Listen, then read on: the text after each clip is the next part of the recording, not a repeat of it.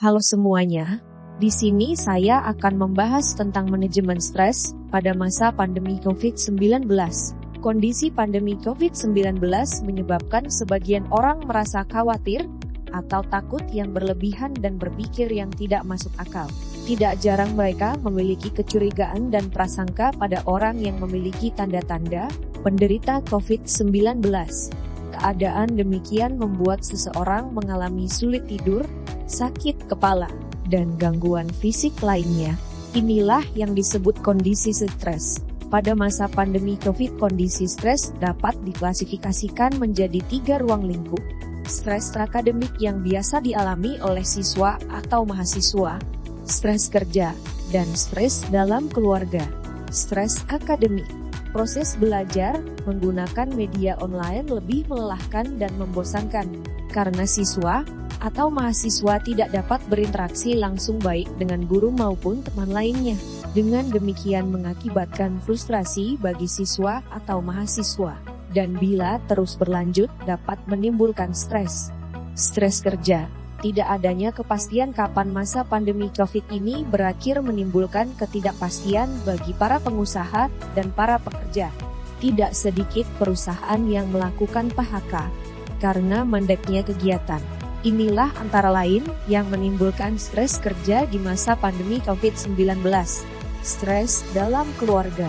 Stres dalam keluarga merupakan akumulasi dari stres akademik yang dialami anak, stres kerja yang dialami orang tua, ayah atau ibu, dan diperburuk dengan kondisi keluarga yang mungkin kurang harmonis, semakin memperkuat potensi stres dalam keluarga.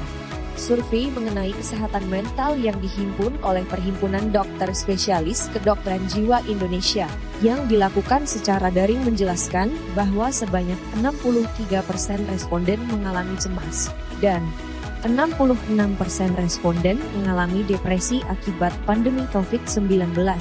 Lebih lanjut, sebanyak 80% responden memiliki gejala stres pasca trauma psikologis karena mengalami atau menyaksikan peristiwa tidak menyenangkan terkait COVID-19.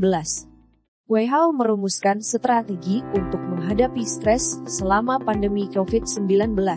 Pertama, merasa sedih, tertekan, bingung, takut dan marah adalah hal yang lumrah selama krisis terjadi. Berbincang dan berbagi ceritalah dengan orang-orang yang dapat dipercayai bisa membantu mengurangi rasa tertekan yang dialami. Kedua, selama pandemi ini, berdiam di rumah.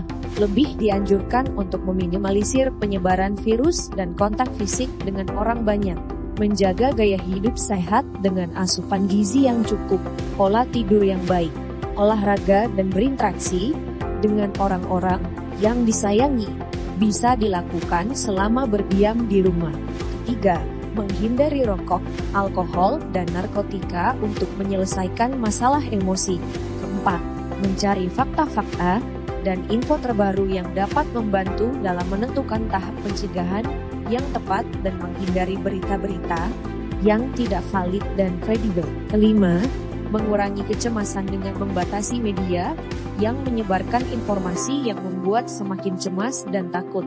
Terakhir, mengoptimalkan kemampuan yang dimiliki untuk mengatur emosi selama masa pandemi ini. Setiap orang memiliki cara mengatasi stres yang berbeda-beda.